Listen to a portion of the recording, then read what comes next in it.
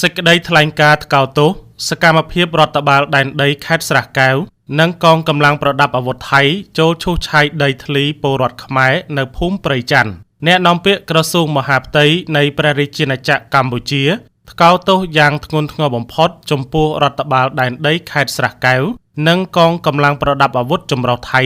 ដែលបានបន្តធ្វើសកម្មភាពឈូសឆាយដីធ្លីបំពានដែនអធិបតេយ្យភាពកម្ពុជានិងធ្វើទុកបុកម្នេញលើប្រជាពលរដ្ឋខ្មែររស់នៅក្នុងភូមិព្រៃច័ន្ទឃុំអូ3ជាន់ស្រុកអូជ្រៅខេត្តបន្ទាយមានជ័យរសៀលថ្ងៃទី10ខែតុលាឆ្នាំ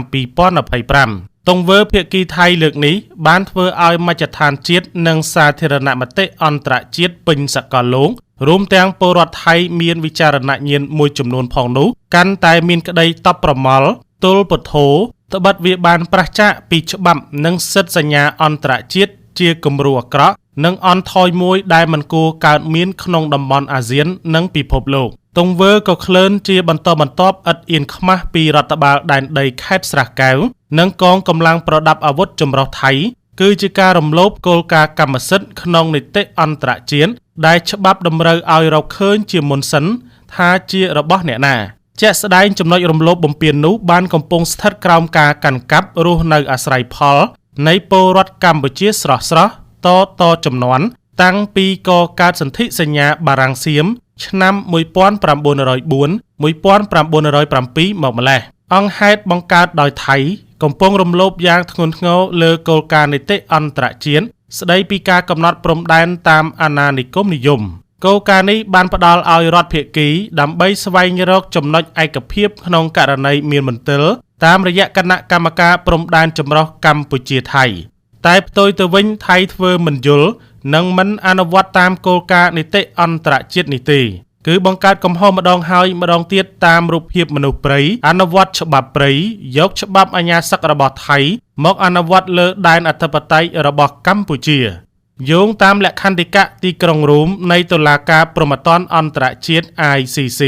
សកម្មភាពថៃបានចូលក្នុងធាតុផ្សំនៃឧក្រិដ្ឋកម្មប្រឆាំងមនុស្សជាតិជាអាតការធ្វើទុកបុកម្នេញការរុញច្រានបណ្ដេញចេញដោយបង្ខំជាផ្នែកមួយនៃការវាយប្រហារជាប្រព័ន្ធទៅលើប្រជាជនស៊ីវិលជាងនេះទៅទៀតការដាក់អោសានវ៉ាតការគំរាមចាប់ខ្លួនការរារាំងមិនឲ្យអាស្រ័យផលលើដីធ្លីការហុំព័ទ្ធយកផ្ទះសម្បែងកន្លងមកបូកទាំងការប្រើប្រាស់គ្រឿងចាក់ឈូសឆាយតាមវិធីសាស្ត្រយកច្បាប់អាញាសឹកថៃអនុវត្តលើដែនអធិបតេយ្យកម្ពុជាទោះក្រមហេតុផលណាក៏ដោយគឺសុទ្ធតែជាអំពើឧក្រិដ្ឋកម្មប្រឆាំងមនុស្សជាតិមិនត្រឹមតែប៉ុណ្ណោះសកម្មភាពទាំងនេះគឺជាការបំពានទាំងស្រុងលើសមត្ថកិច្ចគណៈកម្មការចម្រុះខណ្ឌសីមានិងបោះបង្គោលព្រំដែនគោកកម្ពុជាថៃ JBC លើពិភពលោកនេះការវាទីម្នាក់ឯងរួចកំណត់ថាជាខ្សែបន្ទាត់ព្រំដែនស្របច្បាប់គឺមិនអាចទទួលយកបានឡើយដែលនេះគឺជាឧក្រិដ្ឋកម្មឈ្លានពានយ៉ាងប្រាកដជាថ្មីម្ដងទៀតក្រសួងមហាផ្ទៃថៃរដ្ឋបាលដែនដីខេត្តស្រះកែវនិងកងកម្លាំងប្រដាប់អាវុធចម្រុះថៃត្រូវបញ្ឈប់ជាបន្ទាន់រាល់សកម្មភាពដែលមជ្ឈដ្ឋានជាតិនិងសាធារណមតិអន្តរជាតិបានឃើញយ៉ាងច្បាស់ក្រឡែតជាបន្តបន្ទាប់និងត្រូវតែមានស្មារតីភ្ញាក់រលឹកបោះបង់ចោលឲ្យអស់នៅផែនការជាប្រព័ន្ធដែលចង់បំផ្លិចបំផ្លាញបាត់ឈប់បាញ់ដែលភាគីទាំងពីរនិងមិត្តបរទេសបានចូលរួមបង្កើតយ៉ាងលំបាកបញ្ឈប់ទៅមហិច្ឆតាឈ្លានពានដីប្រទេសជិតខាងរួមទាំងការធ្វើទុកបុកម្នេញលើពលរដ្ឋខ្មែររស់តាមព្រំដែនបញ្ឈប់ទៅភាពច្រំដែលនៃការព្យាយាមបង្វែរសាធារណមតិផ្ទៃក្នុងនិងអន្តរជាតិចេញពីការកត់សម្គាល់លើភាពច្របូកច្របល់ការបែកបាក់របស់ខ្លួនតាមរយៈការបង្កចំនួនជាមួយនឹងប្រទេសជាប់ភូមិផង